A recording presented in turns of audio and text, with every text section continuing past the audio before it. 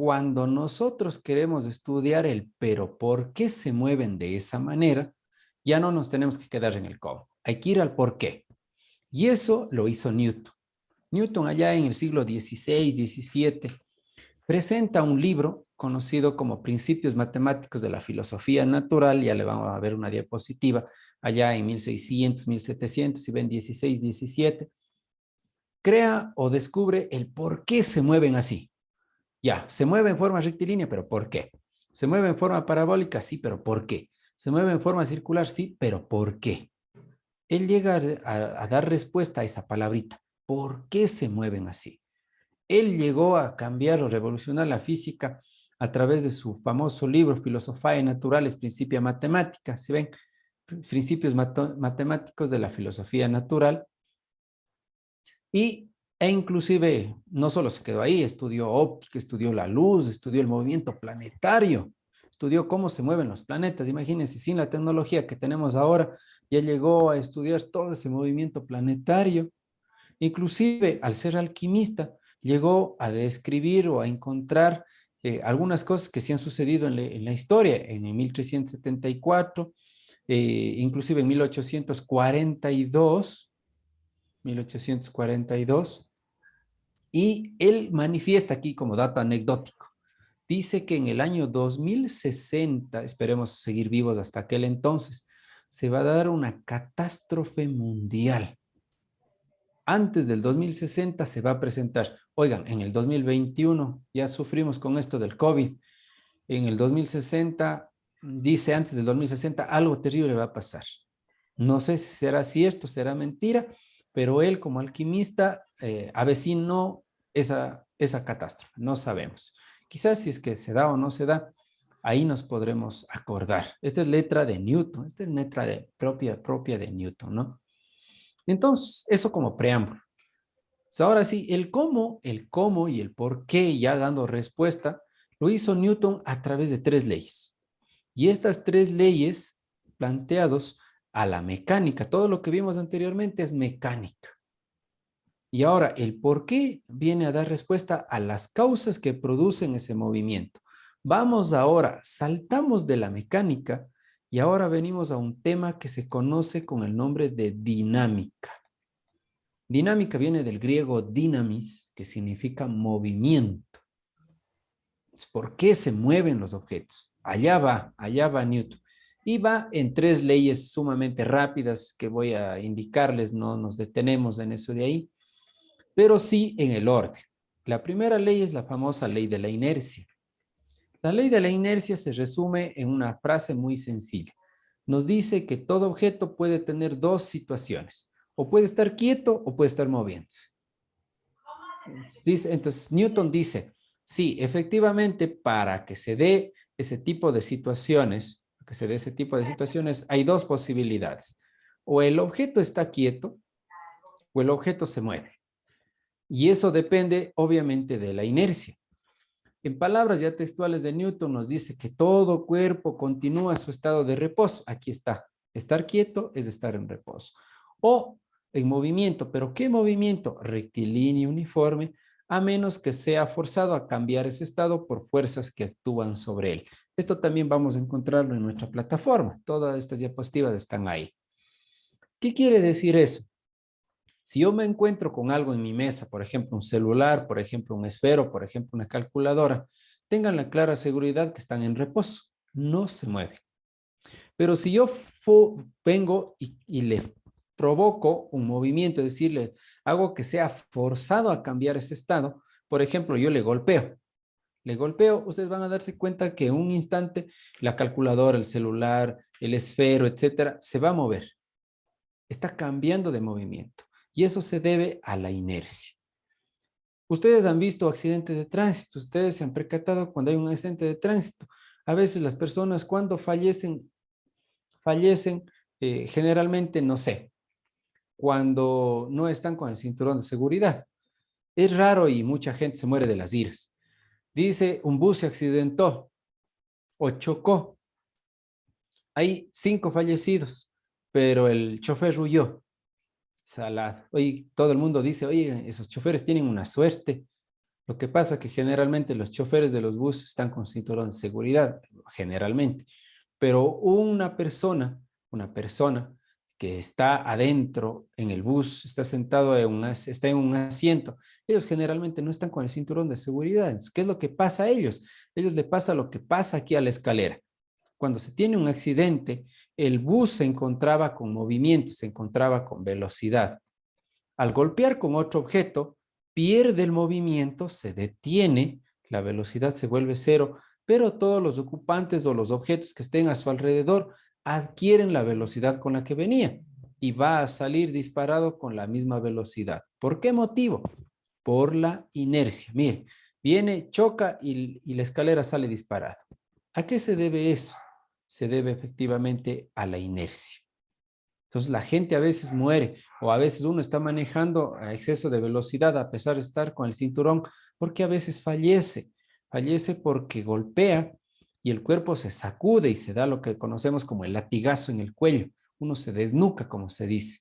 Y a veces por eso, por la gravedad del accidente, generalmente uno eso se lo asume como las posibles causas. Pero eso viene dado ¿desde dónde? Desde Newton. Newton plantea esa posibilidad. Como segunda ley, plantea la ley de la fuerza y esto hace que la primera ley tenga peso. Yo sé que el objeto se mueve. Yo sé que el objeto no se mueve. ¿Pero por qué? ¿Por qué se mueve? Porque yo le estoy aplicando una fuerza. ¿Qué es entonces una fuerza? La fuerza es aquel que provoca el cambio de estado del movimiento de un objeto. Ojo, no solamente para moverse, sino también para detenerse. Yo estoy corriendo y de repente por ahí quiero frenar. ¿Qué es lo que hago? Le aplico una fuerza a mis piernas y me detengo. Cambié de estado. O viceversa. Estoy yo parado y de repente por ahí el bus se va a ir y yo voy corriendo detrás del bus. Estuve detenido. ¿Qué hice? Le apliqué una fuerza a mis piernas y me quiero mover. Entonces, siempre para que algo se mueva, tiene que haber una fuerza. Aquí yo tengo, por ejemplo, en la mano un esferito. El esferito se está moviendo gracias a que yo le estoy ejerciendo, ¿qué? Le estoy ejerciendo una fuerza. Entonces, todo objeto, ustedes están sentaditos en una silla chévere, intenten pararse sin apoyar las manos. Intenten levantarse sin apoyar las manos. Intenten levantarse de la silla. Van a darse cuenta que no hay cómo, con facilidad. No hay cómo. Ustedes necesitan de una fuerza en sus manos y una fuerza en sus piernas para poder levantarse. Eso viene dado por efectivamente la segunda ley de Newton. Para poder generar un movimiento o cambiar de estado de movimiento de ley, yo necesito aplicar una fuerza. Y esta fuerza generalmente es proporcional a la aceleración. ¿Qué quiere decir eso? ¿Qué quiere decir eso? Que para yo poder acelerar a un objeto de ley necesito aplicarle una fuerza. Si yo no le aplico una fuerza, el objeto no se mueve, se mantiene en reposo. Y esta fuerza que yo aplico, por ejemplo, aquí hay un niño que va a mover a un bulto, generalmente lo hace porque este bulto tiene una masa. Yo puedo, al aire no le puedo mover, no le puedo aplicar una fuerza. ¿Por qué? Porque no se puede recoger esa masa que hay de aire. Pero si yo tengo un bloque, tengo un esfero, tengo una calculadora, tengo un celular a la mano, etcétera, a todo objeto que tenga masa le puedo aplicar una aceleración. Y el hecho de yo aplicar una aceleración a una cierta masa es que yo estoy generando una fuerza. Y esa fuerza viene dado efectivamente por la ecuación fuerza igual a masa por aceleración. Esta de aquí, muchachos, es la ecuación clave para resolver todos los ejercicios que van a estar planteados de su plataforma. Esta de aquí, fuerza igual a masa que tiene el objeto por la aceleración que adquiere, independientemente de cómo se mueva. Si se mueve en forma horizontal, se mueve en forma vertical, se mueve en forma parabólica, se mueve en forma semiparabólica, se mueve en forma circular. En cualquiera de los movimientos en donde haya aceleración, hay fuerza. Hay una fuerza que está detrás provocando que se dé esa acción. Y esa acción también, pero profe, si yo le dejo de aplicar una fuerza, el objeto se me detiene. ¿Por qué pasa eso? Usted me dice que si yo aplico una fuerza, el objeto se mueve. Yo le golpeé al esfero, pero el esfero se detuvo, o viceversa. Yo le tengo al esfero, no sé si pueden ver en la pantalla, yo tengo un esfero en la mano, pero resulta que yo le suelto, el objeto se movió, golpeó en el suelo y se detuvo. Pero, profe, se está deteniendo. Y ahí ya no hay fuerza. No, sí hay fuerza. Lo que pasa que ahí está viendo la tercera ley de Newton. ¿Y cuál es esa tercera ley? Es la ley de la acción y reacción. ¿Qué quiere decir esta ley de la acción y reacción? Quiere decir que a toda fuerza que yo le aplique para generar una acción, siempre se opone otra. Otra que le voy a llamar reacción, que va a ser igual, pero en sentido contrario. Me explico. Por ejemplo, tengo un patinador que viene, se apoya en la pared y aplica una acción. La acción es aplicar una fuerza con sus brazos en esa pared. Por acción de sus rueditas, obviamente, le permite movilizarse fácilmente. Al aplicar él una fuerza sobre esa pared, la pared le devuelve una misma fuerza idéntica a la que yo apliqué. Miren, viene con esa fuerza, pero aplica y regresa con la misma.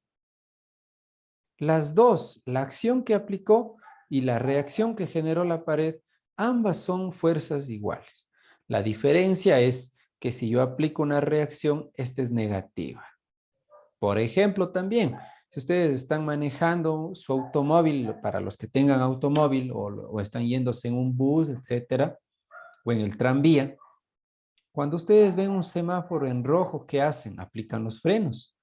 Al aplicar los frenos, ¿qué están haciendo? Están haciendo que el carro sufra lo que pasa aquí con el hombre. Están haciendo que los frenos generen una reacción hacia atrás en los neumáticos, de tal manera que vayan disminuyendo la velocidad. Yo no aplico los frenos y el auto va más rápido. Imposible, eso no se da. Se da por la ley de la acción y reacción. Hay muchos ejemplos para explicar esta ley. Hay, por ejemplo, cuando yo lanzo una pelota a la pared obviamente me devuelve con una misma fuerza. Miren, golpeo, pero la pared me devuelve. Ley de la acción y reacción. Entonces, siempre todo objeto va a estar sometido a esas tres leyes. Puede estar quieto, puede estar moviéndose. Primera ley. ¿Por qué se mueve o se detiene? Porque yo le aplico una fuerza. ¿Y qué pasa cuando yo le lanzo con una fuerza? Posiblemente ese objeto me devuelva una reacción en su gran mayoría de veces, sea para detenerse o sea para moverse.